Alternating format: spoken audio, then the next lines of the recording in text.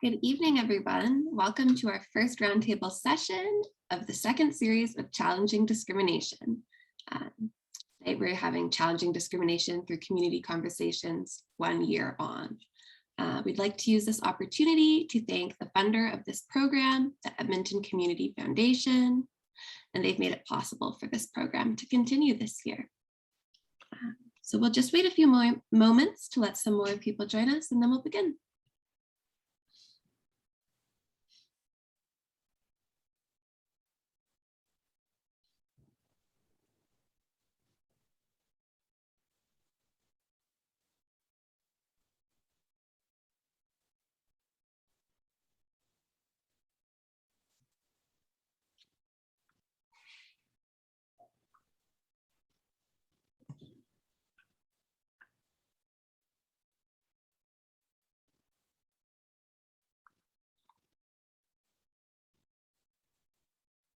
We'll just give people like 1 more minute.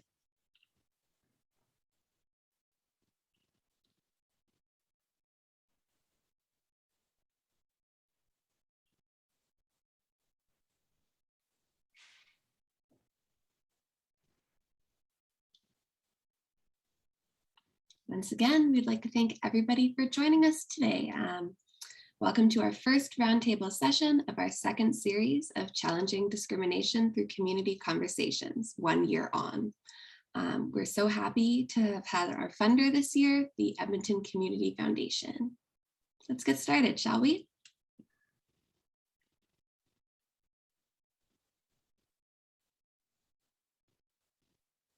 So we'd like to get started first with a land acknowledgement. So we are gathered here today on Amiskwaci-Waskaikan, traditional Treaty 6 territory of the First Nations and the Métis of Alberta Zone 4. We respectfully acknowledge and thank the diverse Indigenous peoples whose ancestors' footsteps have marked this land for generations, including the Cree, Nehiyah, Dene, Saulteaux, Nakota, Blackfoot, as well as the Métis and the Inuit. This land is and has been a welcoming place for all peoples who come to Edmonton and call it home. It is a place built for community, trade, friendship, and shared understanding. We recognize those Indigenous peoples who are still fighting for equality today, and we support them in the spirit of decolonization and reconciliation. We remain committed to honoring the struggle of our Indigenous siblings and joining with them to end injustice. Together, we call upon honored traditions and ancestors to help us work together in the spirit of community and understanding today and ever onwards. So why do we do treaty acknowledgements? We are all treaty people. Long ago, when the first settlers came to this land, they drafted treaties that Indigenous peoples signed with goodwill and in good faith. Those settlers and settlers up until today have not always honored those treaties. The treaties were meant to honor the traditional land and way of life of the Indigenous peoples, to ensure their rights and prosperity, and to build understanding and mutual cooperation. Today, we acknowledge the treaty land as a way to recommit to honoring the spirit of those treaties and to recognize the continued rights of Indigenous peoples as traditional stewards of this land. We recognize that many Indigenous peoples have been dispossessed of their land and traditional ways of life, and along with it, the prosperity that came with it. The treaty to understand we all have a role to play as treaty people in reconciliation and in righting the historical wrongs that have taken place. We would also like to ask that you share your land acknowledgements based on the treaties of where you are currently living in the chat box or where you currently are this evening. About us. Who are we? Since CFRAC's 1993, which was former Alberta Alliance and AARR, other diverse people in promoting and supporting individual and systemic change to address and racism and to cultural understanding. We take approach and our expertise from workplace development to research and education.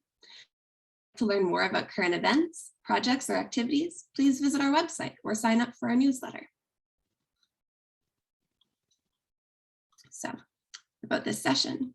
This session is part of a new initiative titled Challenging Discrimination Through Community Conversations, an ongoing series of online moderated roundtables and webinars with guest speakers from diverse communities, organizations, academia, and the general public.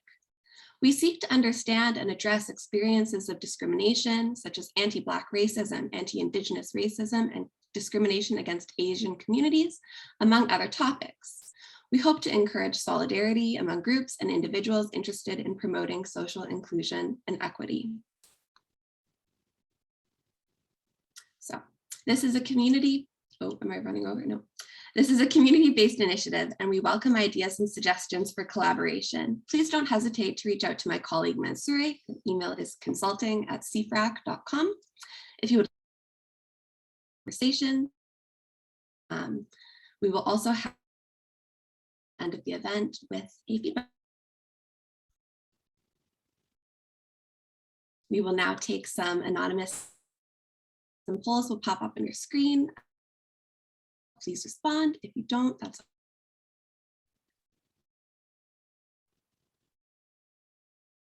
so they should our screens now.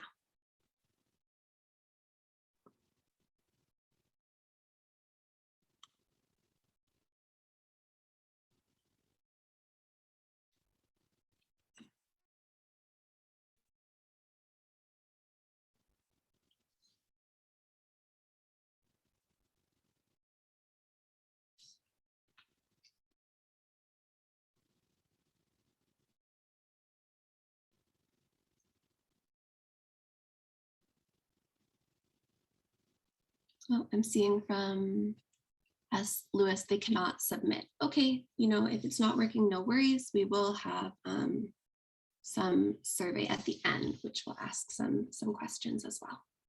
Thank you for letting us know.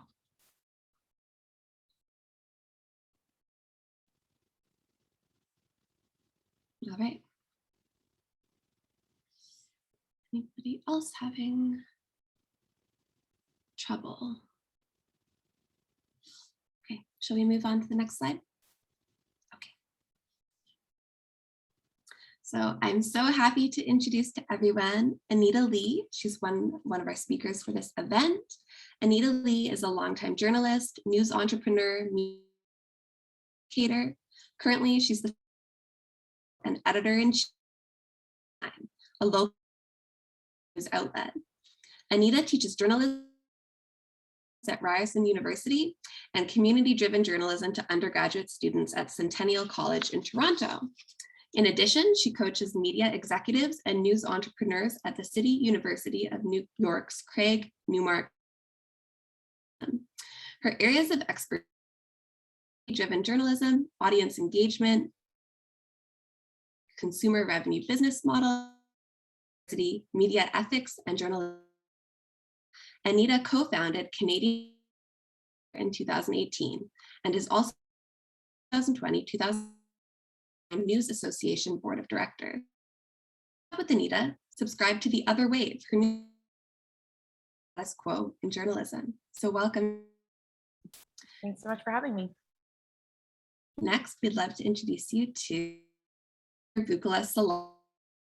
Dr. Salami is an associate professor of nursing at the University. She received her bachelor's in nursing from the University of Windsor and her master's of nursing and PhD in nursing from the University of Toronto. Her research program focuses on policies and practices shaping migrants' health. She has led research projects on African immigrant child health, immigrant mental health, access to healthcare for immigrant children, Black youth mental health, health of internally displaced children, and parenting practices of African immigrants. She founded and leads an African migrant child research network of 35 scholars from 4 continents. In 2020, she founded the Black Youth Mentorship and Leadership Program at the University of Alberta. The program, the first university-based interdisciplinary mentorship program for Black youths in Canada, seeks to socially and economically empower Black high school youths to contribute meaningfully to the Canadian society. Her work on Black youth mental health has led to the creation of a mental health clinic in Alberta. She has also presented her work to policymakers, and in March 2021, she was invited to present her work to the Prime Minister, Justin Trudeau, and 4 other ministers. Welcome, Bukola, Dr. Salami. Lastly, I would like to introduce my colleague, CFRAC's very own, Mansouri Madaris. She is our moderator this evening. Mansouri holds a PhD from the University of Alberta with a focus on community, intersectionality, and transnational feminisms and storytelling. She has been an educator, instructional designer, and a researcher for over a decade, and has worked in the post-secondary sector as well as adult education in community engagement programs. She joined our team in January 2020 and is working as the senior consultant, overseeing CFRAC's consulting services and developing educational programs such as Gender Inclusivity in the Workplace, a Practical Guide, and Challenging Discrimination through Community Conversations. Mansouri is committed to raising awareness about social issues and fostering inclusive practices. So welcome to Mansouri, and I will let her take it over. Thanks, Serafina. Thank you. And first and foremost, I would like to thank Serafina King and Kayla Collins for their ongoing support and their amazing work with us this season, this new series of the initiative that we are going to have in 2021-2022. So a few points about our new series that focuses on taking action. And this is based on the great responses that we actually received from the community in response to a lot of the topics that we covered last year. The initiative started after the murder of George Floyd and the rise of the Black Lives Matter movement around the world, especially in North America. And throughout last year, of course, there were a lot of different initiatives and movements that were founded or were strengthened. But one of the responses that we received throughout our series was that now that we know that these issues exist, people are actually struggling with a lot of the issues that may not be visible to other non-racialized individuals in our community. What can we do? How can we support them? And even though last year we tried to talk a little bit about acts of solidarity, in this season, our focus would be on exploring acts of solidarity through introducing new initiatives. So Bukola and Anita, both of them took part in our past year's sessions and in different sessions, of course, but then we invited them back and they gracefully accepted and to be here to look back at some of those issues and see how they've changed, what initiatives are available right now. And this is an attitude that will be sort of kept throughout our roundtable series this year. The other point that we will be emphasizing is the need for advocacy in our community. And we will be delving deeper into systemic racism and how we can fight it. And also on finding new ways to move towards systemic change in our society. So again, thanks so much for all our participants' attention and interest in our initiative and your ongoing support. I would like to start our conversation by asking the first question that we have here. So I think I may have skipped one. There we go. Okay, so the very first question that we have here is that 1 year on, after this 1 year that has passed, what has changed? And where are we standing as a community here? And so I would like to start maybe with Bukola to just see what points, what issues do you think are so prominent at the moment, 1 year later, that we're dealing with? What has really changed? Sorry, you're on mute, Bukola. Yeah, okay. You can hear me now, right? thank you for inviting me to the discussion.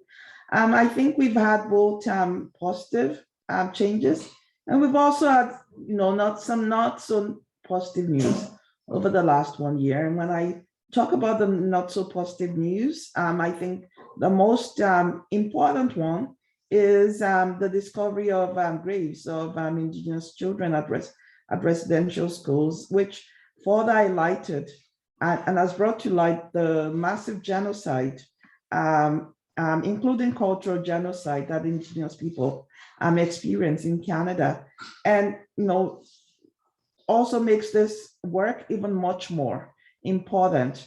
The other one is, I think over the last year, I don't know where everyone is located, but in Alberta, there's also been increasing discrimination and violence towards Black Muslim women, especially. And we know in Toronto that there was actually a case of, a mother so much more important in terms of considering intersectionality. I must say we're a few days after the election, and I must say I was quite disappointed in the election, in the broad discourse of the election, because there was really nothing about race talked about during the election. And there were some policy platforms that actually didn't even have the word race included on the platform. Also, things that have changed: government announcement of funding for Black-led organizations, and there's been a creation of an endowment fund for Black population. I think when you look at the federal budget last year, there is about, when you calculate, there's about $1.7 billion of funding that is for all people in Canada, but specifically say we give priority to racialized Black and Indigenous population. So I think, a stronger consideration of racialized Black and Indigenous population in future funding. There was a Bell Let's Talk funding call that was created, RBC. So there has been, a few initiatives that has been implemented, but at the same time, we still have a long way to go. And I know a lot of my Indigenous brothers and sisters will say, we need to ensure truth before reconciliation. And I think in Canada now, we are a moment of actually uncovering the truth.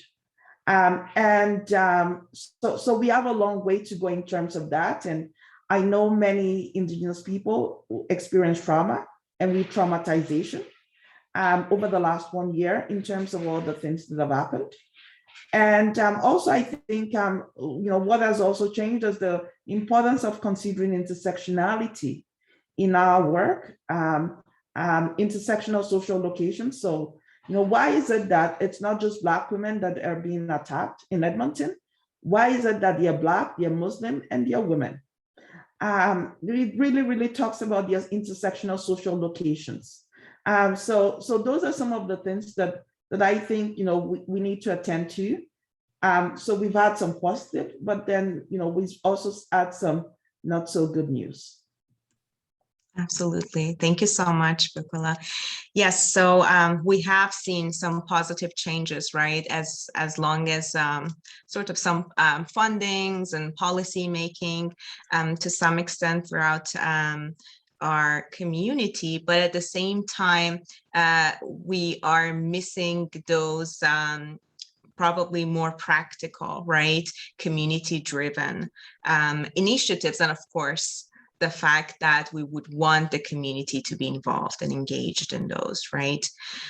Yeah, perfect. Thank you so much. And of course, the necessity of intersectionality, we can't emphasize that enough, right? And one of our focuses would be to actually look at different intersections and different identity markers to see how individuals are being affected in many different ways, right?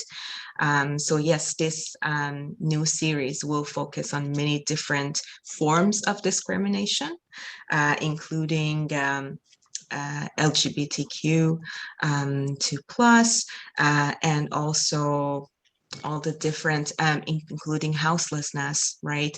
And the ones that are actually being affected by that, and what are those identity markers that we are seeing there. So very important areas to work on. Thank you. Anita, would you like to comment on this, please? Yeah, I really appreciated what Bukola said. I agree that we are getting to a point where we all know that the conversation around race and just racial identity in this country has always been very opaque. People have always hesitated or been really uncomfortable having these conversations outright. So what I've noticed in the last year, particularly since the murder of George Floyd in June 2020, that we're having much more frank and also complex conversations about race, because that's so needed. And I actually wrote an article for the Walrus that was about how the conversation about race has been evolving in this country. And what I noticed was the fact that we were taking a lot of, we're kind of taking American frameworks and applying them in a Canadian context. And I felt it was really important that we actually talked about the history of racism in a Canadian context. And given the tragic discovery of all the burial sites at residential schools, like that is one very prominent example of why we need to talk about this in a Canadian context.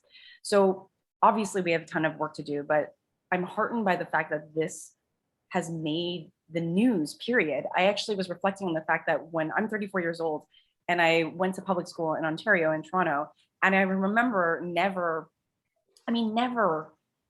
learning about Indigenous peoples or First Nations outside of, in the context of Jacques Cartier or exploration or conquest in middle school. And then we never learned about Indigenous people in a modern context. It was always like historical and never about the injustices that they experienced. And so the first time I ever even learned about residential schools and the horrors that happened there was in my master's in journalism school, because I reported on a story about that. So I agree very much with Bukola in that we have a long way to go, but there is a slow kind of unraveling of the story of race in this country that's far more accurate.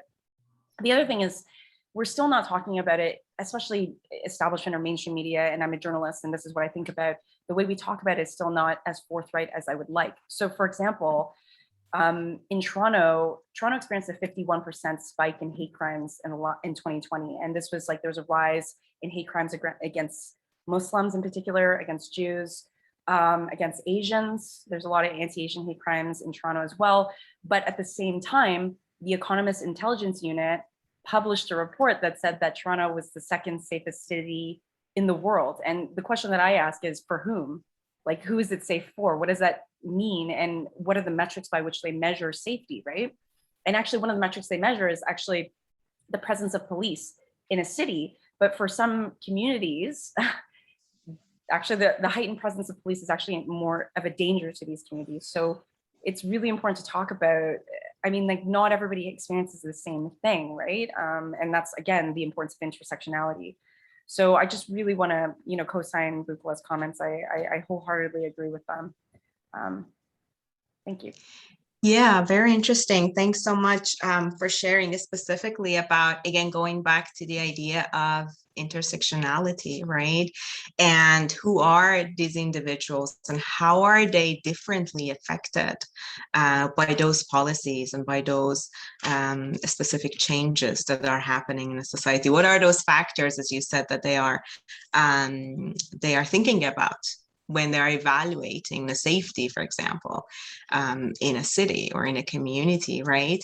Which is very important that way, especially with what we have had here in Edmonton, in Alberta, as Bukola also suggested, a lot of anti-Muslim, in a way, racism and discrimination going on, which again puts this issue forward, that why is this happening, right?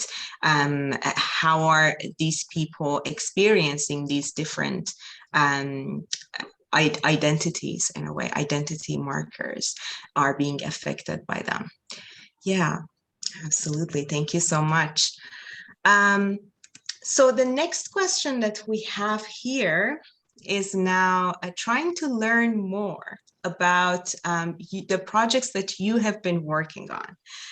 We heard at the beginning of the session about Bukola's initiative, right, regarding children's healthcare, and also we learned about the project you've been working on, Anita. So what I want to maybe again start with Bukola, and we know that you will have to leave us a bit earlier today, so we would want to give you this time to tell us a little bit about the initiative. What has been those positive outcomes that you've had from this? And in what ways it is actually inviting the community to take action and to contribute to the systemic change. So I've been involved in a few initiatives over the last year. One of that is the creation of a Black Youth Mentorship and Leadership Program at the University of Alberta. And the program is the first university-based interdisciplinary mentorship program in, I think, Canada, or probably Western Canada, at least, seeks to socially and economically empower Black youths to contribute meaningfully to the society. So in fall last year, we had around 35 Black youths involved. And this summer, and right now we have around 35 Black youths. We pair them, it's led, we have an advisory committee of Black professionals. The steering committee is Black faculty members at the University of Alberta. And the mentors, except one single one, are all Black people. And we also have a firm,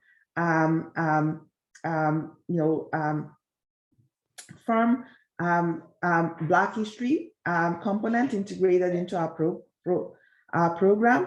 And we've received so many positive news from the project, including the extent to which it addressed socioeconomic inequalities and also community belonging among the kids.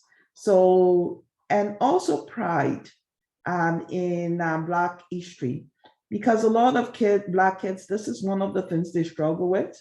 The curriculum is has so much deficits on Black history. And oftentimes when Black history is talked about, it's talked about in negative light, and they never really see positive role models within their community. So our goal is to bring them with positive role models, to also have them as a source of support for each other, and also to bring to light the positive news related to Black history in Canada. So we have that project, and it's going well. I also recently became the director of intersection of gender signature area. And the intersection of gender at the University of Alberta, it's a area of research excellence. There are 5 main areas of research excellence at the university, and the intersection of gender is one of those 5 main areas of research excellence. And we are doing quite a bit of work in terms of addressing issues related to inequities and supporting faculty members. And also, we are also open to support community organizations in the future. So, I think community organization can partner with faculty members to receive a small amount of funding within the intersection of gender for research projects that are community-based research projects. So we do have that. The other thing that I have done over the last year is, last year I did a project on Black youth mental health. And over the last 1 year, I have seen many of those results get translated into policies and programs. So the creation of a Black mental health clinic by Africa Center, based on the work that we did with the Black youths, and also the presentation of those findings to policymakers. So, those are some of the things I've been involved in. I'm also involved with Black Opportunity Fund. And Black Opportunity Fund, it's a project led by Black communities to create a fund for Black communities in Canada. And we've been able to receive some funding to be able to create funding streams for Black-led organizations in Canada to address some of the inequities that Black organizations face. We have a health caucus, and I am the co-lead of the health caucus to really bring together Black healthcare professionals across Canada to address some of the inequities we face. So, yeah, that's amazing. Just listening to all these projects in the course of a year, this is really positive. Positive outcome, right, of your work at U of A, and of course across the community. So Bukola, with the initiatives that you just talked about, whether it's the youth mentorship program or whether it's the mental health program that was designed for Black youth, or the fund, are these limited to the university members, or is it open to the general public? Are there ways for the general public to actually contribute to these projects? I will get information, just I don't want to quote right, but I think it has to be, someone within the university applies for funding to be able to work with our organization, the community organization. And it's not a lot of funding, just it's, but to do some small limited amount of work. And I'll post the website of Intersection of Gender. And probably what I would do actually is post the links to the funding stream. I'll post it in the chat box as we're speaking. Absolutely, that would be great. Thank you. And Anita, would you please tell us a little bit about the programs you've been working on in the past year? Yeah, absolutely. So it's a really interesting time to revisit this conversation, because the last time I was at this roundtable was in, I believe, February 2020. So it was about a month after Canadian Journalists of Color, which is the organization I co-founded, released 7 calls to action to strengthen diversity in newsrooms across the country. So I'm going to drop the link in there to the calls to action for anybody who's interested. But it's been obviously almost 2 years since we released that. And what was really interesting was around the time that I did this roundtable, the calls to action went semi-viral. They were spread by, entry-level journalists, by academic institutions, by journalism institutions that were not newsrooms, by, startup newsrooms, but not by mainstream news outlets. And then after the murder of George Floyd in June 2020, our calls to action went very viral in the industry, and we got a lot of press coverage for them. So that actually took on a life of its own in a really positive way. And there was a lot more conversations happening and a lot more consultation happening between my organization, Canadian Journalists of Color, the Canadian Association of Black Journalists, which is the other organization we created the calls to action with. And we were consulting regularly with newsrooms across the country, including some of the biggest ones like CBC. We spoke to the Globe and Mail, we spoke to the Toronto Star. And I know for a fact, I've since stepped down from the executive committee of the Canadian Journalists of Color in February 2021. But I actually just spoke to the executive director, Nadia Stewart at CABJ today, literally just a few hours ago. And she was telling me that she's gearing up to do check-ins again on the calls to action. So there is definitely accountability happening there. People are, organizations are walking the walk, albeit they definitely still have a long way to go. But I don't want to paint them with a broad brushstroke, because I think you can look at the newsrooms in Canada on a gradient. There are some, especially the more nimble, newer digital ones that are more forward-thinking. They build in equity and inclusion and diversity and justice into the framework and the foundation of their newsroom. And then other more older traditional organizations, I think they're starting to realize that younger generations of folks in particular are waking up to this and waking up to injustice and really demanding it and holding public institutions accountable, or public facing institutions accountable. So these bigger and older organizations are being forced to kind of take a look inward and assess themselves and really take a critical look at the way they do things, not only from an editorial perspective, but also from a business perspective as well, to see whether they are equitable and serving all communities that they claim to serve. So that is really a positive development. And it's the first time I've really seen traction on this in the many years that I've been doing this work. So that's very exciting. The other thing that I'm doing that I'm very, very excited about is the Green Line. So I basically shared a lot of links to, I shared a story linked to something that the Green Line produced on the Instagram, and as well as like just a link to the Green Line's Instagram account. So the Green Line is a new publication that I'm in the process of launching. So it's currently in its pre-launch phase. I'm about to launch it formally in January 2022 with the full website. But it's a local news outlet that's all about investigating the way we live to help young Torontonians survive and thrive in a rapidly changing city. And the reason why this is relevant to equity is because it really actually, if you look at the demographics of Toronto, for example, it is like 50% racialized, right? And there's a lot of young people in the city who are oftentimes children of, for example, immigrants, or like they're from BIPOC communities, BIPOC families. And what's really interesting is like, it's a massive time of disruption for everybody, obviously, not just with COVID, but like after this racial reckoning has occurred, there's just been a lot of questioning of existing systems, in all respects, like from intersectional perspectives, not just race, but also gender, also accessibility for people with disabilities. And that's a really positive thing, but it's also causing a lot of young people to, question status quo pathways that were kind of laid out for us, like especially in Canada, where I was always taught, or people my age were always taught, like there's one way to have a good life, or there's a particular path for success, right? We're such a small country, but now those are kind of been turned upside down in a lot of ways during the pandemic, and people are questioning what they really believe in their value system. And many people, a lot of my friends are like, we want to walk the walk in our values in every area of our lives, including work.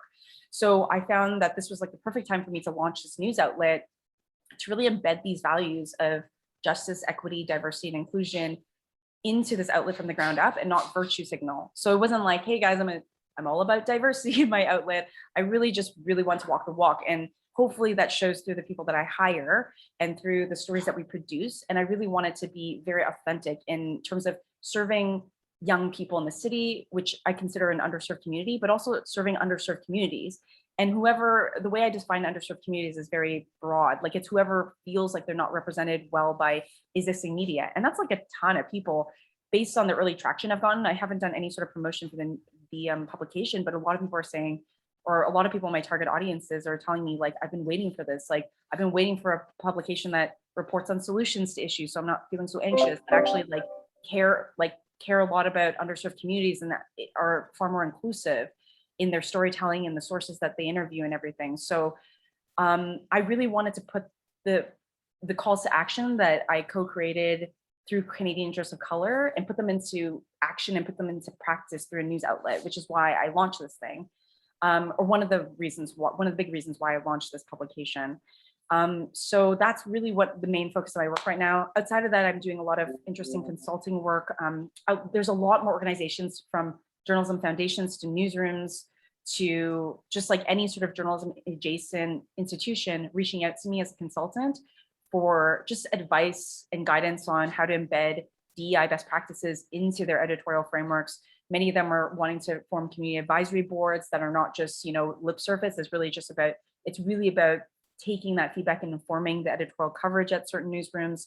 So I'm seeing a lot more of that come up, which is very heartening for me. I think it's a really positive development and a signal that Canadian media is taking a turn for the better. And even if the last thing I want to say is, like, even if those major institutions are so slow to change, a lot of us aren't waiting around. I'm not the only one launching my own news outlet. There's so many amazing young people out there, and also not young people, like people of all backgrounds who are BIPOC, running and leading their own media institutions and centering their perspectives, their perspectives of their communities in a way that a lot of establishment organizations or newsrooms aren't doing.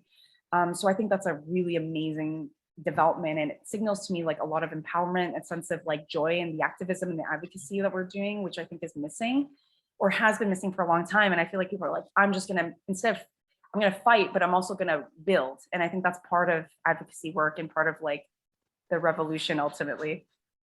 Absolutely. Such important work, right? Because as you suggested, as we're moving toward challenging those discriminatory attitudes, policies, right?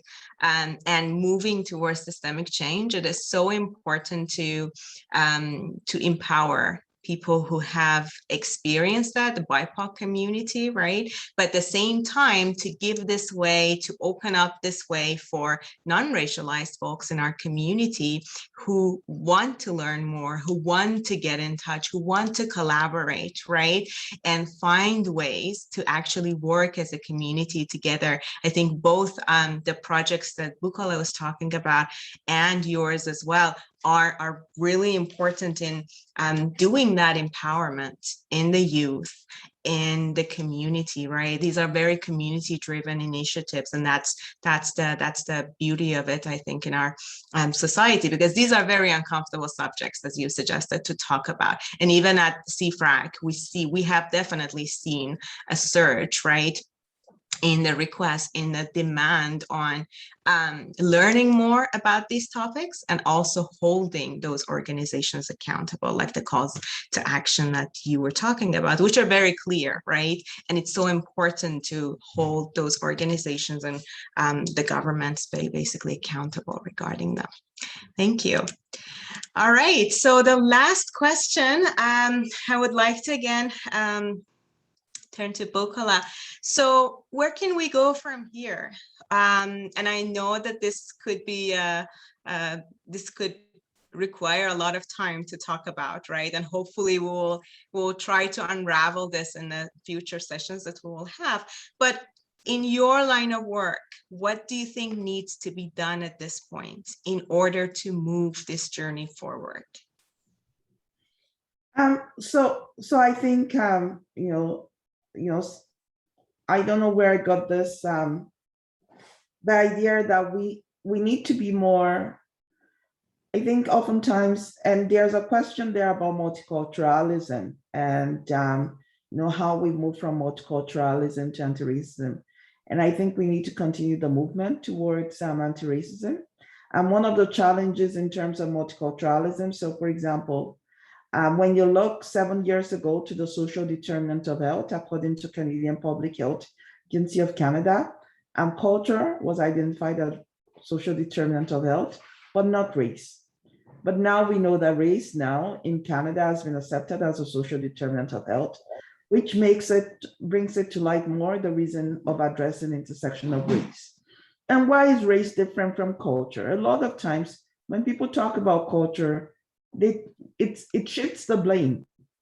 So, the reason why your health is poor is because your culture is bad. But when you talk about racism, then it shifts the blame of, it's not just a person. There's also a responsibility of the society in terms of, and also the structural aspects of the society. So I think we need to continue towards that movement. I think we also need to continue towards highlighting what the community is doing. So oftentimes, a lot of people, they say, what about, this whole thing about, the community taking responsibility. The Black community, for example, is doing a whole lot. Even in the case of COVID-19 pandemic, how many Black organizations I know that have held workshops, events. For example, the Black Opportunity Fund held the event that all of us that participated in the event were all volunteers. There was no one single penny for the event apart from the Zoom link that had to be created. And that is one of the things that we need to start highlighting and what the community is doing. We also need to start actually incorporating more of an intersectional lens. So not all Black people, someone once told me that it's not Black community, it's Black communities, because there are several communities within that. And the experiences of, for example, Black Muslim women, the experiences of Black LGBTQ, members of the LGBT community, Black people with disabilities, all need to be further highlighted from an intersectionality lens. And I think we need to continue to advocate, continue advocacy efforts. Absolutely. Yeah. Thank you so much for sharing, Bukola. And again, I would like to thank you on behalf of CFRAG and everyone here for taking part in our conversation. I understand if you need to leave a bit earlier today, but we will continue the discussion with Anita and hopefully have a Q&A at the end as well. But I think what you were talking about actually connected pretty well to one of the questions that I saw in a chat box, right? That move from multiculturalism to anti-racism and sort of taking action, right? Being more active participants in a way in this movement. Thank you. Anita, how would you see in a way the tangible acts or steps that we can take in order to be better advocates in our community? And I know that sometimes these are very difficult subjects, right? Sometimes very, very sad, very heavy topics to deal with, right? So what are some of the advice that you can share with us, perhaps, regarding this? Yeah, I'm really glad that you mentioned the fact that this can get heavy. So one of the first things that I would say, tangible acts to be advocates, is actually self-care and being emotionally supportive of, like, BIPOC folks that you know, or who are in your communities, or like just also taking care of yourself. Like that, sometimes things can be so overwhelming that can be a radical act in and of itself, like just being generous to yourself and to, have some sense of peace. But in terms of more proactive things that you can do that are tangible, there's a couple things in a journalism context. So one, I always say that folks should always amplify our Canadian Journalists of Color and Canadian Association of Black Journalists calls to action. It's not a one and done situation.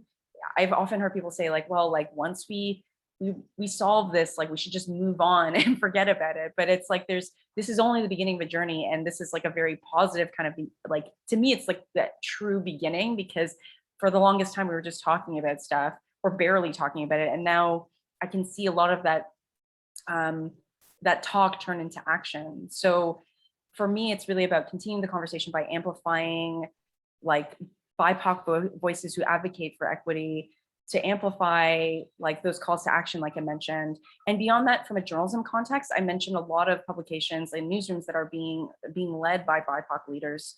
And they're very, like, there's a ton of research that shows, I mean, like, you can even look at the most recent federal government budget. A lot of these, like, kind of digital emerging publications are not getting a ton of funding. They aren't really funded well by government. They're also, we don't have a really strong foundation ecosystem in this country for foundation funding. So the best thing you can do is actually pay for a subscription or membership to one of these outlets.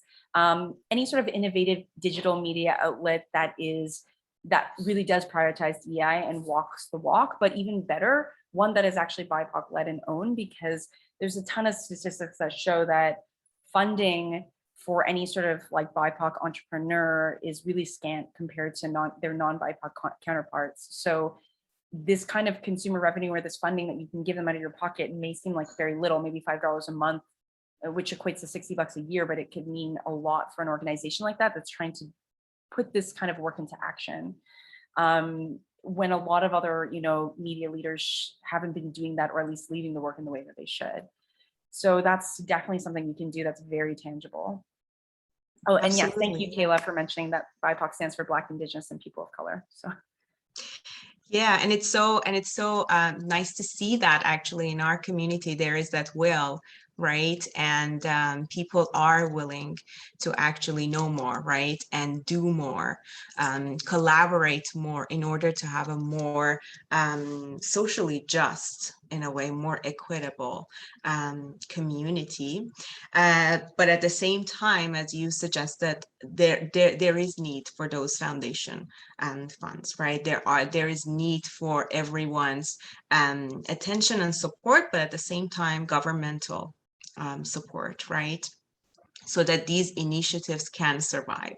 They are grassroots, they are community oriented, right?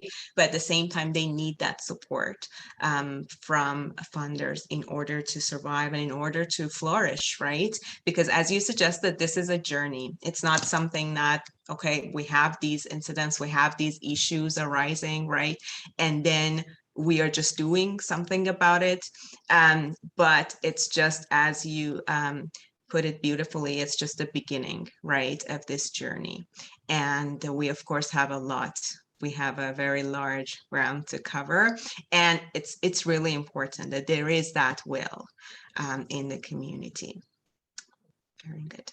All right, thanks so much. And I'm not sure if we have, I saw that one question, but I'm not sure if we have any more questions that we can actually take at this point, moving to our Q&A.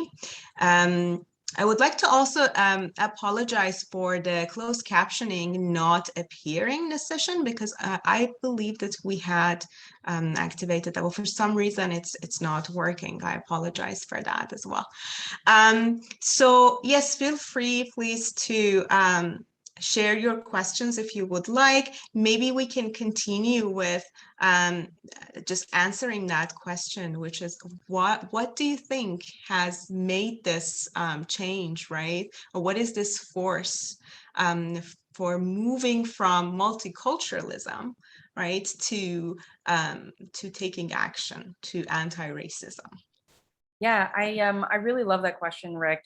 It's something that I think about a lot, because I don't think I think shift doesn't quite capture how long this work has been going on. I mean, this work has been going on for decades. So it's not even like I'm a tiny part of a group of amazing people who actually haven't gotten a lot of credit decades before, who have been advocating about this issue during a time when there wasn't a lot of mainstream attention. So it's not like there's something that happened in the last year that was like, oh yes, people just woke up to it. But I do think the flashpoint for it was George Floyd's murder. I mean, I have been covering the Black Lives Matter movement since the early 2010s. So around the time it was founded in the US in around 2012, and in Canada, the organization was founded in the mid 2010s, so around 2015. So around that time, that I really do attribute a lot of this racial reckoning to that particular organization, because I saw firsthand as a reporter, a younger reporter at a digital news outlet, I would monitor analytics, and I would see to assign stories, I would see okay, what are people talking about in social media? What are the discussion points or the flashpoints for conversation? And around the time I joined American digital media outlet in 2012 was around the time when, there's way more attention put on the deaths of Trayvon Martin, on Michael Brown. And there was a series of many deaths. It's not like these haven't existed before at the hands of police. But there was just way more attention put on it because of the organized efforts of Black Lives Matter. And because of those efforts, they came to almost ahead after the murder of George Floyd in June 2020. And there was a lot of work. You could feel like it was a kind of a groundswell of kind of a lot of advocacy and a lot of activity happening, largely in North America, but it kind of spread around the world. So you saw Black Lives Matter marches happening in Tokyo and other places where you wouldn't normally expect that. And that was happening post June 2020.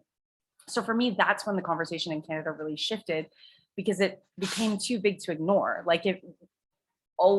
When I was doing this work, I've been doing this work for a long time, over the past decade. When I first started doing this work in earnest, I remember that a lot of the conversation was, they were saying this issue around race was really relegated to a fringe group or is attributed to a small group of people. But once it became a global issue, or it always was a global issue, once there was a global spotlight put on this issue, it was hard to ignore the fact that this is a reality.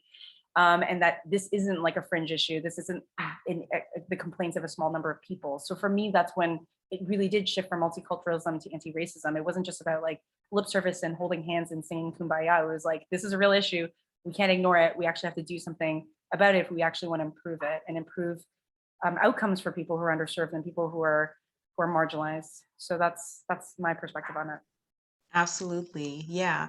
It's just time, right, to take action about a lot of those issues that we're not even, as you mentioned, we're not even talked about that freely, right, and that openly. There is this question from Guy, and it is an interesting question. And he's telling us that I heard that the Muslim women abuse was perpetrated by individuals that were identified as poor, homeless, and mentally challenged. It sounds like this abuse is not a general public problem. Is that a correct characterization? This is a very, very interesting question, because we always, or often, deal with that idea that whether this is an individual act, is it just because someone was, for instance, mentally challenged, they thought this way, they were racist at times, we may say, right? But is it just that individual who is manifesting that, and that's because of their characterization? Or are we looking at a larger problem here? I'm really glad that you called on that question, because, well, a couple of things I want to ask Guy is, when you say you heard, what is a source of information? And I only say that as a journalist because misinformation is it's a big issue, obviously, in journalism today. There's a lack of trust in news because misinformation and disinformation is so rampant. So I'd love to hear your source of information, but also to what Mansouri said.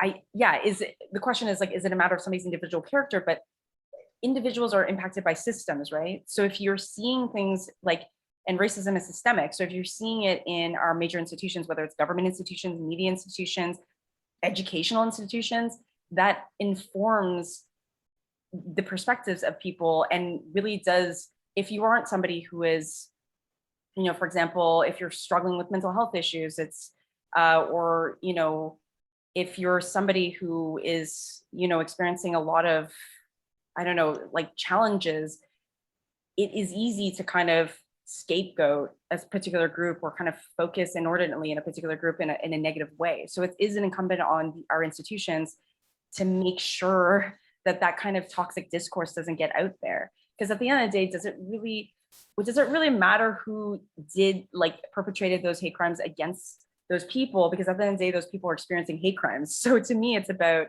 the outcome. Like, if they're being harmed, that's all that matters. Like, we need to address it if people are being harmed. Exactly. Again, that sort of idea of intent versus impact, right?